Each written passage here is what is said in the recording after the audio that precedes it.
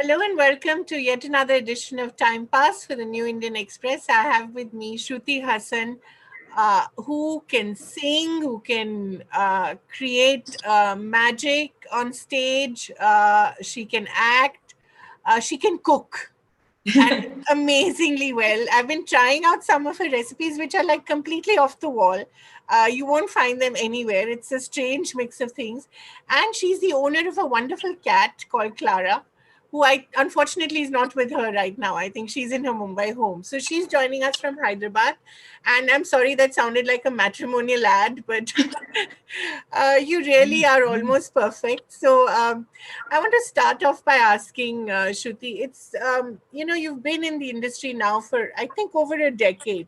What has been the best thing that has happened to you during this time?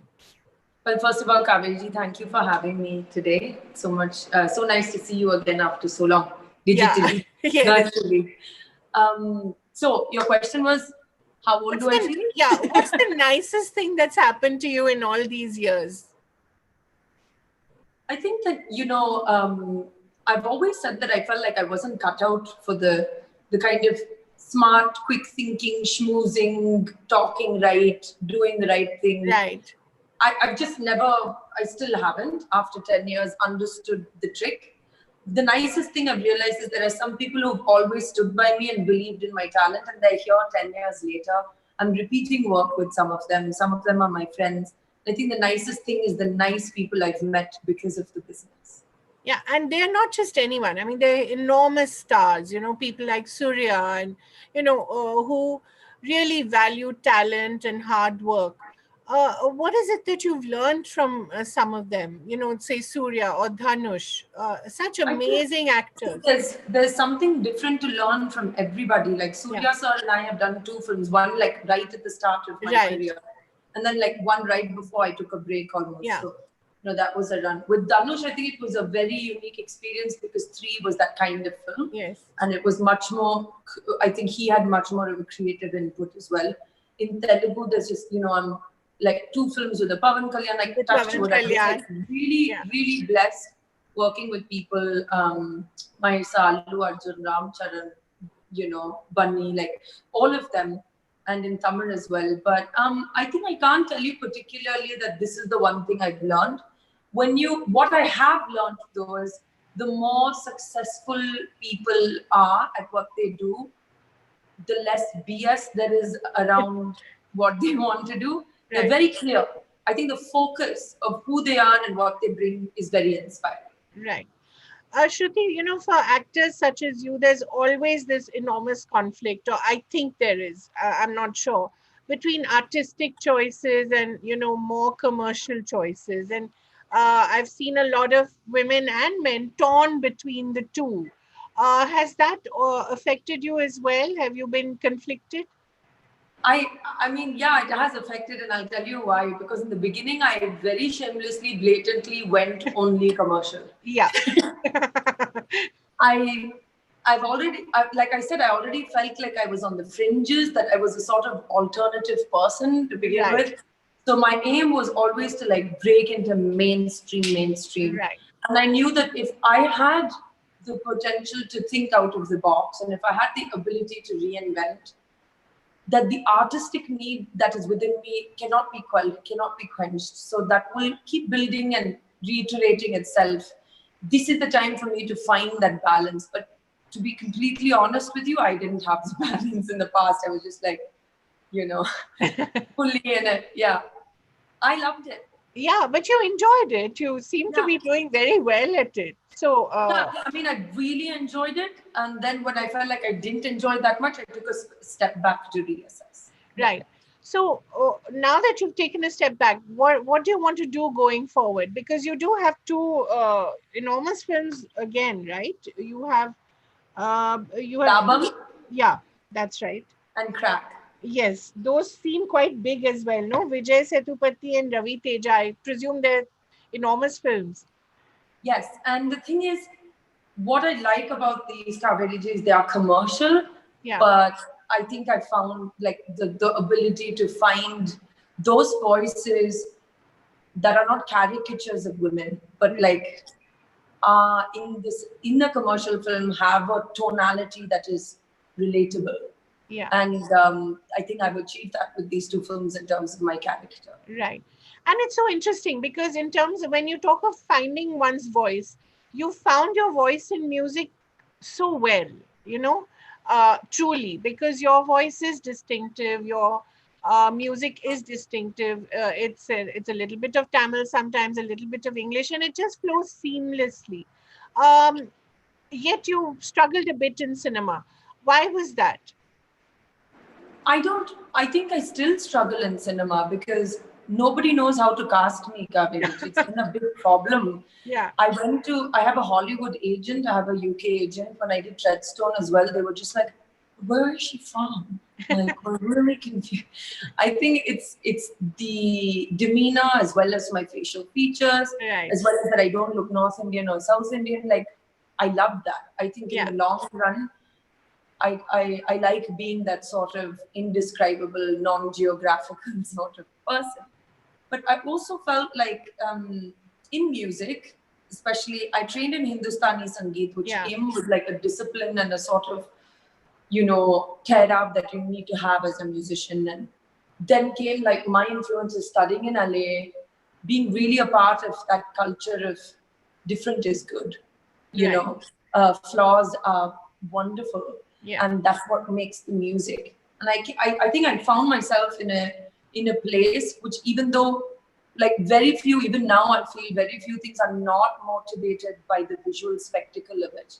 And I found it very difficult to find my authenticity in a field of work that I had never trained in as well.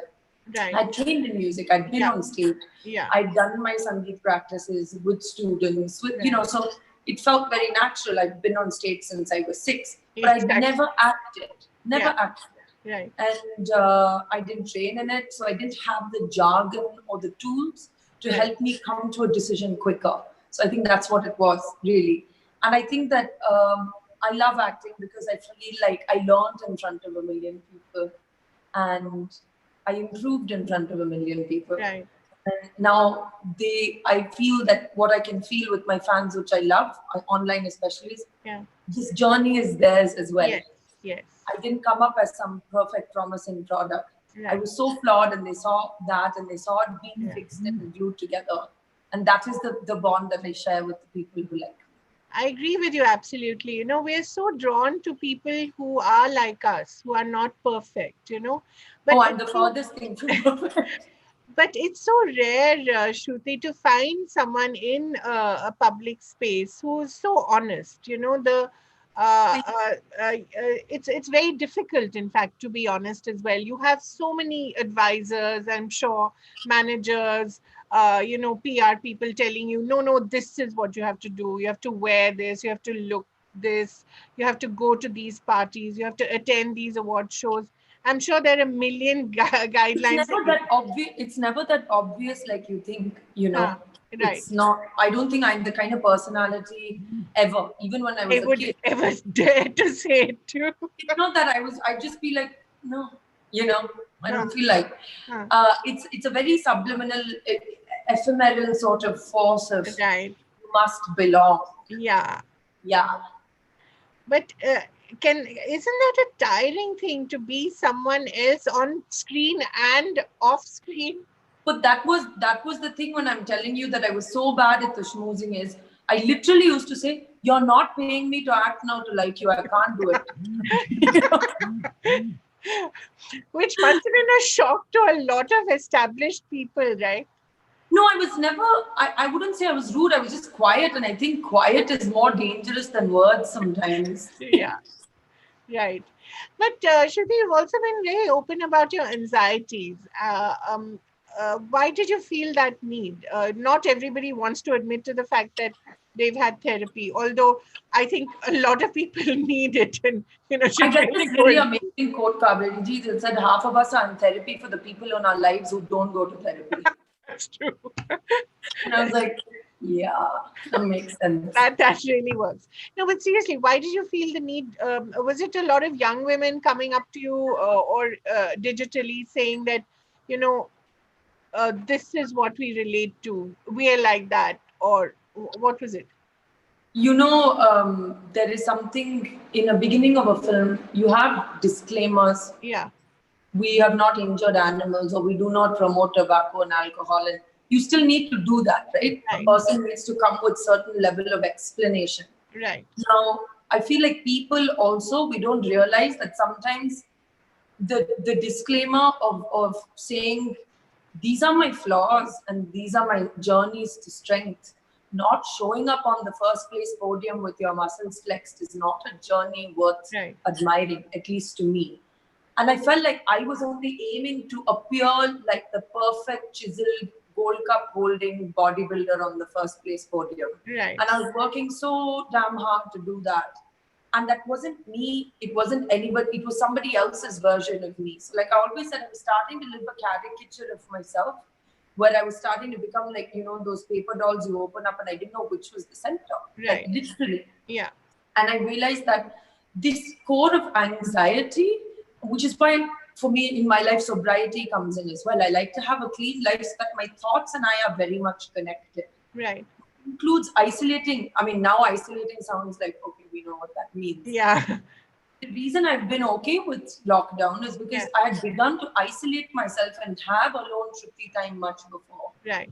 That's a part of therapy and healing, is to not avoid the anxiety, but to let it pass through you. Right. I've seen that, it's never going to go away. You're always recovering from different versions of anxiety.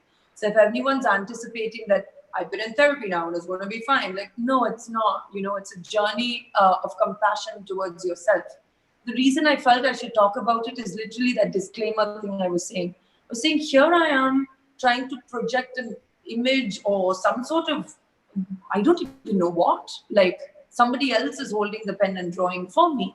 And I felt like a part of the honesty to myself was also shattering this sort of fake glass I had constructed between the world and me.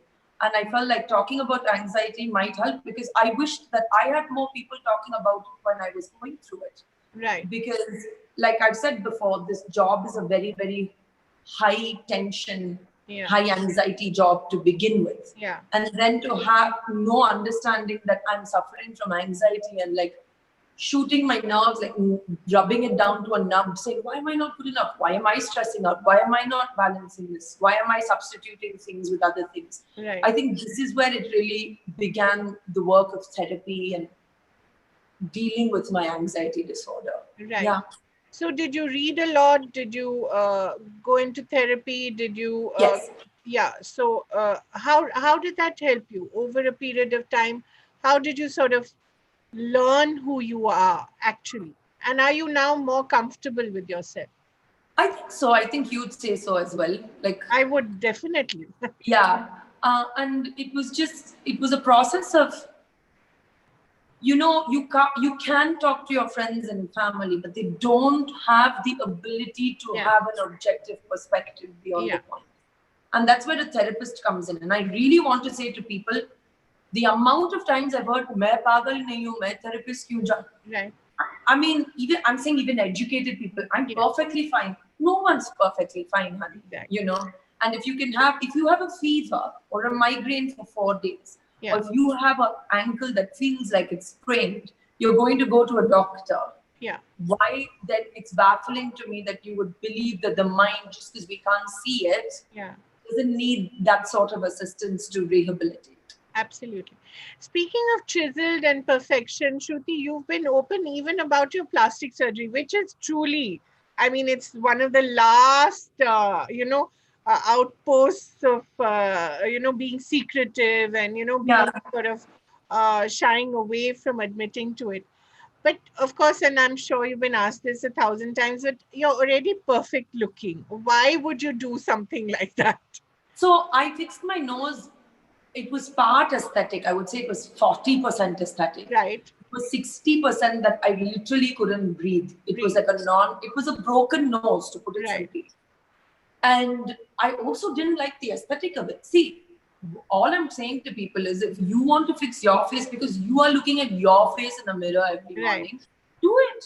Yeah. If you don't want to do it, don't do Don't it. do it. There are phases where I've got, and everyone thinks that like everything is surgery. It's not. There are many non-invasive, like non-permanent procedures that every actress, mind you, has done a little bit of. Absolutely. I don't think anyone has not. Still, But they don't yeah, like to admit to it, you know? yeah, they're like, "Nahi, I've lost weight." I'm like, "Sure, okay," but it's fine. I don't judge, and I just felt like in a day and age where everyone's living on Instagram, and those lips are not possible by the hand of God, like I just didn't see the point of being dishonest about it. And my journey is like I said, my flaws have been out on display. Like the exhibit is Shruti Haasan's flaws come 2 days only.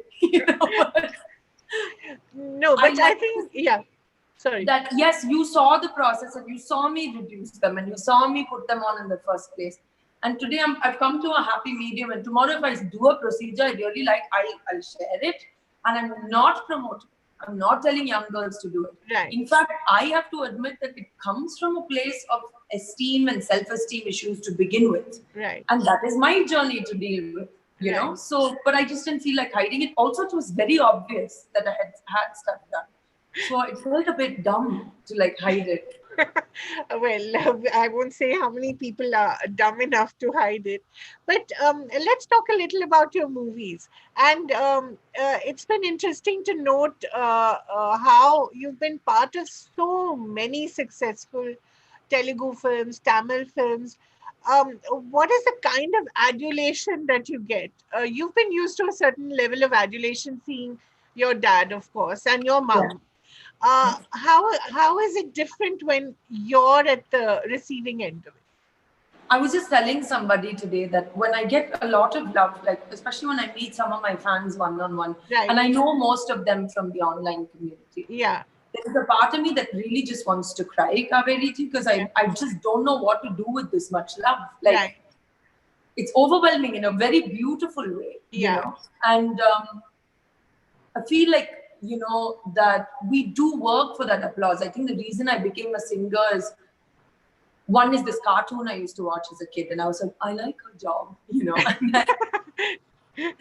And the second is, I remember I was singing for my father's show in Singapore, and I was all of 6 years old. And it was the feeling I had when I finished singing well, performing, and that sound of the cheer, which was for me. It was just something that I loved it, and it wasn't the vanity of it. It was the ability to instantly within 6 minutes connect with people on that level. Wow. So it's like an addiction in a good way. It's not like an addiction because it doesn't come frequently. Right. You have to really earn it. There's no way you can just go, you can go like, buy chocolate cakes and eat it if you're a foodaholic. There's no way to buy this applause, which feels genuine. That genuine praise is actually, the adulation will be there, the fame will be there, but that genuine praise or that kind of feeling of artistic connect is very rare. So therefore, it's not like a drug. It's more like, something organic. Yeah. What was the last movie that you did where you felt your audience is truly connected to you and you felt that pure love? I think the last film in Telugu, one of the last films in Telugu was Srimantru, which people really, really liked. Yeah. Yes. What was it about it, you think? I think that I loved the director that I work with, Shiva Kakkala. Like he's a writer as well for many, many years. So when a writer directs, the energy is like, it's a bit more magical, And I would say the permutation and combination of traits that he gave that woman of modernity and tradition was so beautifully crafted that it resonated across the board with so many men and women. So, and across age groups as well. So I think that was something that really resonated with me. You began your journey with Hindi films, and I remember Imran, I think, is a friend of yours, and he's my Rafi brother. Yeah, I know, and he speaks, in fact, very highly of you. I remember when Luck was released, I think that was his second film and your first film. And he'd, of course, just come from Jaane Tu Jaane Na, which was an enormous. I know. It was insane at that time. Yeah. Yeah. And you had a very difficult role. You had two parts to play, right? Honestly, Kaveri, there was nothing difficult about it because I did not know what on earth I was doing. I can say today it's been 10 years and I managed to like stick around. I had no clue. I was like, huh? A for apple. Like it was very bad. I see it now. But the only thing that was good in that movie was my individual Azma Love song because I was in my element. I had sung the song. I was like, I'm ready to be a rock and roll, like, whatever. But the movie in itself, I thought, I know this because I've been on movie sets my whole life. Yeah. I know this. So I was comfortable with the camera and stuff. Right. But I didn't know the air back thing. I didn't know. And I had spent my whole life covering up emotions and using only music as an outlet. Right. So when I had to be in front of the camera, it took me years, even as an actor, to remove the personal walls that I had built. Right. I was always, as a kid, like, I want to be unreadable. I want to be unreadable, which is like the worst thing I could have done to myself. Had I known then that one day I might act, because I had no plans of acting either. Right. I mean, acting was it just happened to me by mistake, but I say it's the best mistake of my life. Yeah. And also, you went on to do some interesting Bollywood films, some very big hits. Welcome Back, and which were, I suppose, mad in their way, fun in their way. But yeah, did you enjoy? You must have enjoyed the process. But see, when you're doing a Welcome Back, you cannot try to get into the process. Okay. The trick there is to leave stuff behind and get into that sort of energy of fun and slapstick. And I love comedy. I love extreme, intense, high, messed up stuff.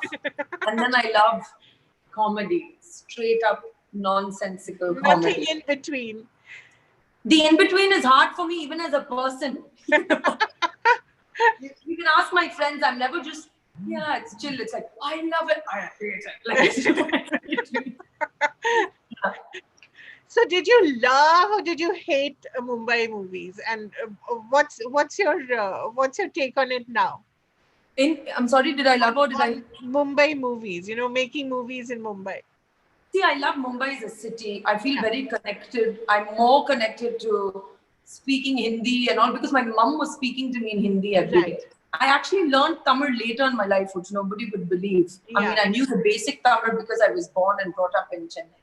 But, we were all like, oh, I speak English. It's so cool. And then, so... I feel that I still haven't figured out Bombay. There's a rhythm which I always feel like they're doing the waltz and I'm doing the tango, But we've had certain steps that have synchronized like a DJ, which I love very much.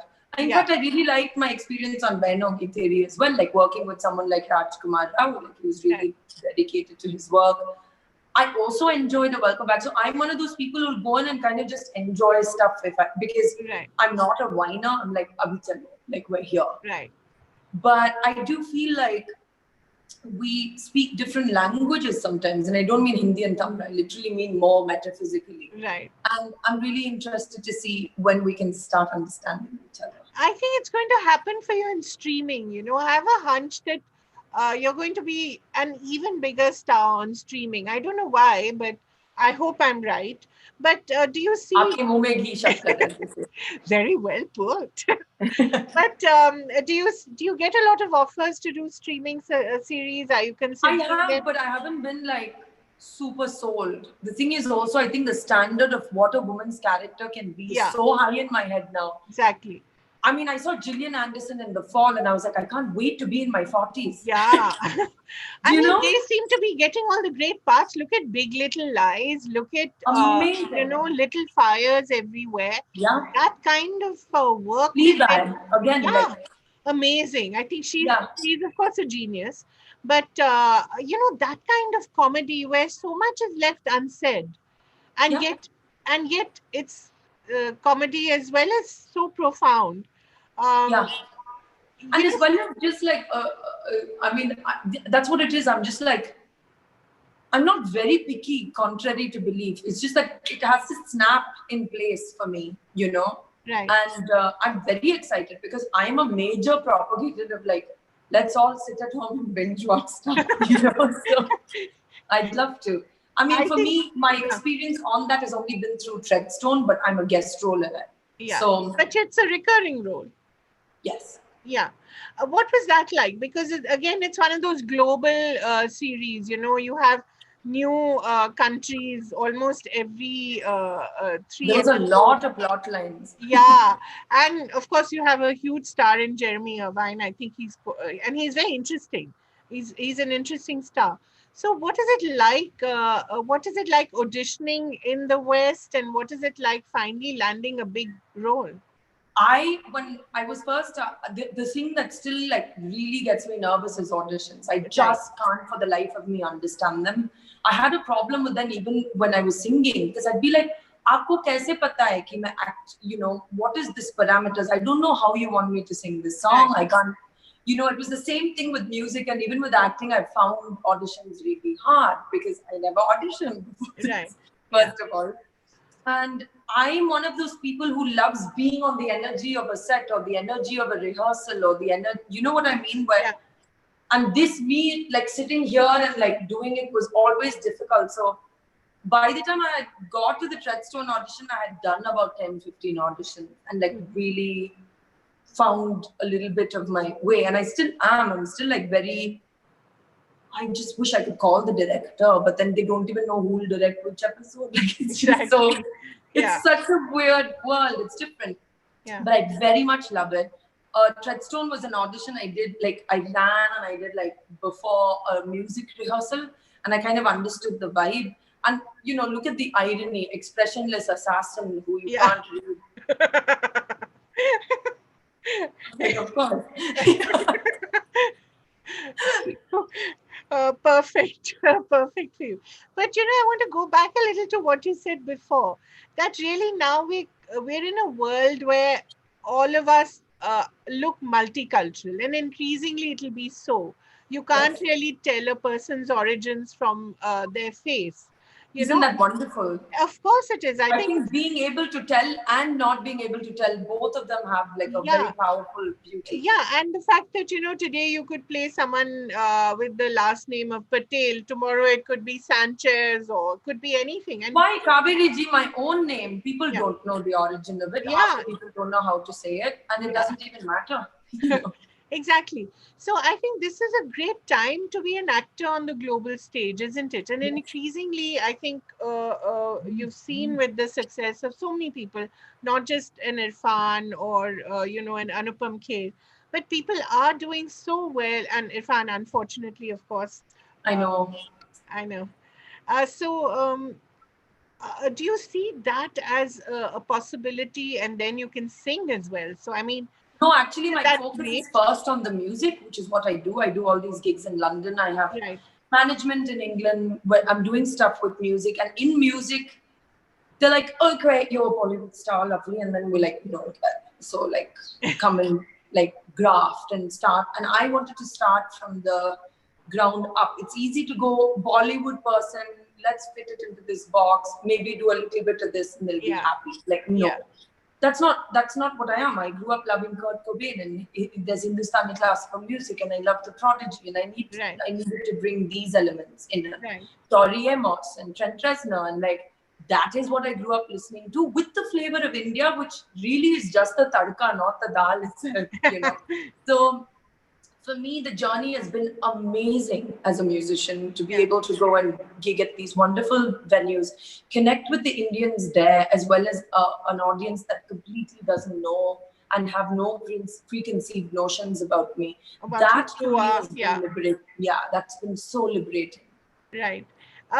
May I ask you to sing a little of Bare Naked, because I really like that song. I think there's something very haunting about it, just a little.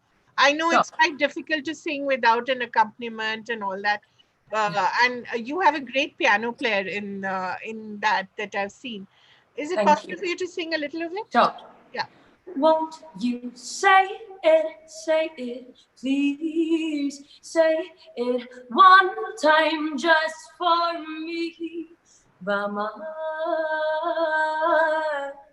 yenna sulla pore. There you go. Lovely. I think even people who don't understand the language will just relate. But that's the idea of the song, actually. It is, isn't it? So in a way, I think Shruti, like this lockdown, has caught up with you. It seems to have been in sync with you. You were anyway in the process of self-isolation. I mean, it doesn't make it easy, but it makes it, yeah. So is the world slowly catching up with the real Shruti Haasan? You know what? That's such an interesting question, because that's what it seems like. There's all these new people saying, we did not have, like, really? This is the same stuff I've been doing for a long time, you know? I think people now, so here's the thing. I have been a person who loves social media and connecting. If I see some comment with your hashtag, I will go exploring, because I'm a nerd by nature, I think. Like more information, you know? And for someone like me, I learned how to do makeup because of social media. I learned how to do cooking because of social media. I learned all these tips and tricks and all of that because I'd just be digging on new music or alternative subcultures. That's how you get into it, right? And I have had that naturally. So now I've realized that basically what happens is, it's like we've all been locked inside of the high school, and the cool kids have got to pay attention to the backbenchers. Truly. Which reminds me, have you seen Never Have I Ever? Yes, I have. I just love that. I think there's something so lovely about that experience of. So because I know Purna, who's on the show, through a friend. Oh. And so she's amazing. She was so fantastic in it. Because of my friend Norm and Jazz, there's that connection. And they were like, will you come join an Instagram party or something for the launch? And I was like, this is really random, but it was great. And then I said, okay, now let me watch the show. And I really, really loved it. I thought it's amazing. I thought, talking about Purna's career, for instance, look at her now. She plays colorblind characters. I mean, she could one day be a Tamilian mother. Another day in Defending Jacob, for instance, she's playing a therapist who's has a Western last name. So it's interesting that she could again be from anywhere. I think she's really inspiring, because we remember her from what she did here, and then she was like Delhi Belly, of course. And then she's like, where did she go? And then this. And this is so organic and natural, the way she's done it. And I like the way she carries herself in general. It's very positive. Absolutely. I think because you don't want to be like flag waving anything, you know, so it's like easy. Right. So, let's talk a little about your cooking. I'm a little fascinated by it because, again, it reflects to me the kind of person you seem to be, who's at ease everywhere and maybe also not at ease anywhere particularly, but at ease everywhere, and a little bit of this culture, a little bit of that culture. It's such an interesting amalgam. And I find your cooking, again, is a lot like that. So can you just walk me through this process of how you make something like a bowl of noodles, a bowl of Maggi? You can see that I'm quite a foodie. A bowl of Maggi looks so interesting. Because it's turned into ramen. Yeah. So I'm a major foodie, and I love experimenting with different cuisines. I've also been vegan for a while, which was awful. I would not recommend it unless you really are principled. I just couldn't be vegan, Kaveree ji. I was just kill me. I would agree. I mean, I really love my friends who have the principles to stick by it, but I don't have those food principles, unfortunately, you know. I mean, I'm okay with a bit of chicken. So, I mean, and for me, my all-time favorite cuisine is Tamil food, South Indian food. Right. And I loved the reason I started cooking is when I went to America, I would literally have dreams about eating sambar. And I remember ordering $20 idli from Surya's, which was on the other end of LA. Wow. And I thought to myself, oh, this is ridiculous. I need to learn how to cook. Right. When I got back, I slowly started learning how to cook. And then it just became a hobby and I started cooking for my friends. And then when I went to England, I have a place in London as well. I was really fascinated by just, different things in England that I tasted and liked, and I wanted to make it. So usually I'll eat something and say, I want to learn how to make it. That's just the way I am. Yeah. Right. So if it's like mochi ice cream, then the next day would go to Chinatown and buy the rice flour and learn how to make mochis. Yeah. I really want to examine your larder. It has such interesting things in it. Whenever you it's like, what does this woman cook? Because there's so much random shit here. Yeah. And talking about your fitness, when you do the hula hoop, it's amazing. But that's a major part of you as well, to be healthy physically as well. So before this, I was working out with the vanity perspective of I need to look fit and I need to. But because of my troubles with hormonal imbalance, right, and also my struggles with anxiety, exercising is the only way for me to instantly center myself and expel unwanted energy, as well as keep recalibrating my physical system. So I today work out. I mean, it feels good to look healthy for sure, but it's not about that as much as it's about what it does for me in turn. So on this journey, Shruti, when you look back at, or when, sometimes you sit with your dad or your mom separately or together, do you sometimes talk?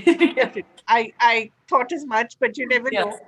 But do you sometimes talk to them about what it was like for them when they were sort of in the same position, or is it more emotional stuff?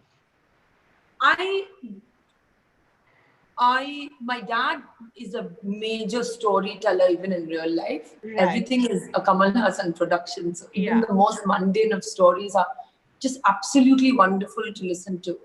And the times in which he and my mom worked, I feel that they were more free than we ever are. And I feel like their ability and fearlessness to experiment or express their opinion or make even, like my dad and mom saying, no, we're going to have Shruti and this is how we're going to do it. I don't see that level of courage and openness in 2020. I don't. It's so much driven by the projections and expectations. So when I hear their stories, what I always take away from it is courage of all kinds, artistic, emotional. Absolutely.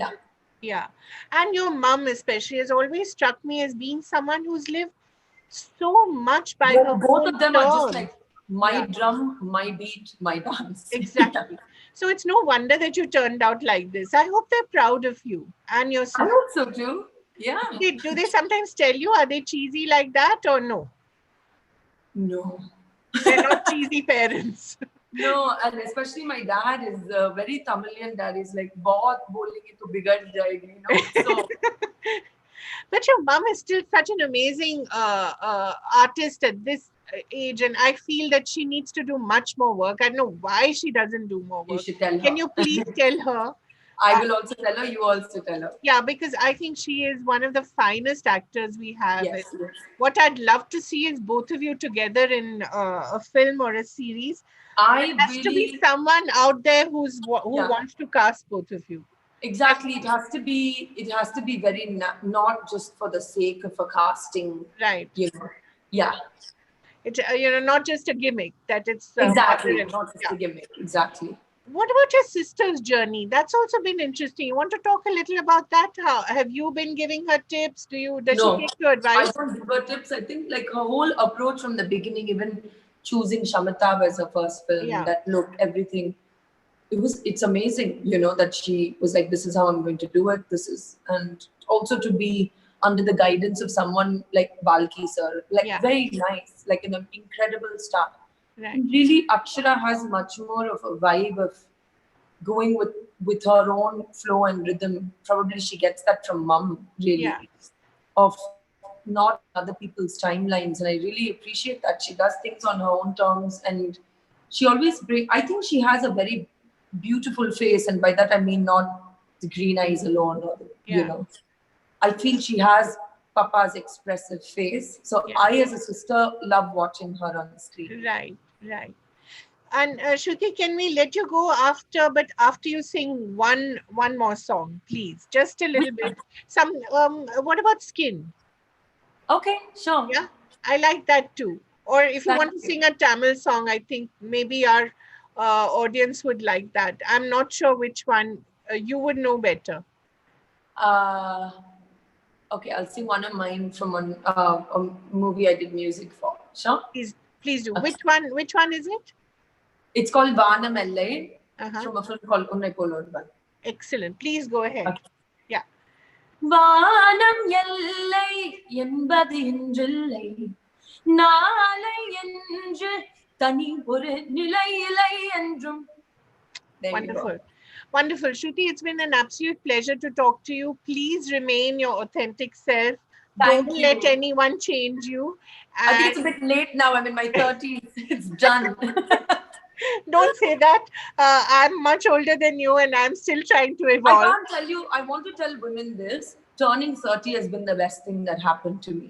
Right. And now I can't wait to turn 40. Can't wait to turn into this sexy 50-year-old. It's like people just need to stop freaking about age. It's ridiculous how amazing life gets as you get older. Absolutely. And I think the opportunities, many more, you come into your own and you radiate that confidence and assurance of being who you are. And I think there's nothing more beautiful than seeing a woman or a man who's sure of who they are, but not pompous about it, you know? Who doesn't take themselves too seriously. Don't you find that sometimes that even your dad... It's migraine-inducing if someone is too serious. Yeah, even your dad, he's accomplished so much. I saw him recently speaking. He was speaking at a function where I was. He doesn't take himself seriously. No. He laughs at him. Yeah. No, but he can laugh at himself also, which is quite something. He also turns everything into humor, which I would suggest is the best thing for everybody in life. If you can joke about your misery, if you can joke about your mistakes, I think you're pretty much set for a good life. Great. Thank you so much for being with us. All the very best. Thank you for having me. Many more movies, much more music, and I think you're going to do even better than you have done so far. Thank you. Thank you. Thank you. Thank you so much.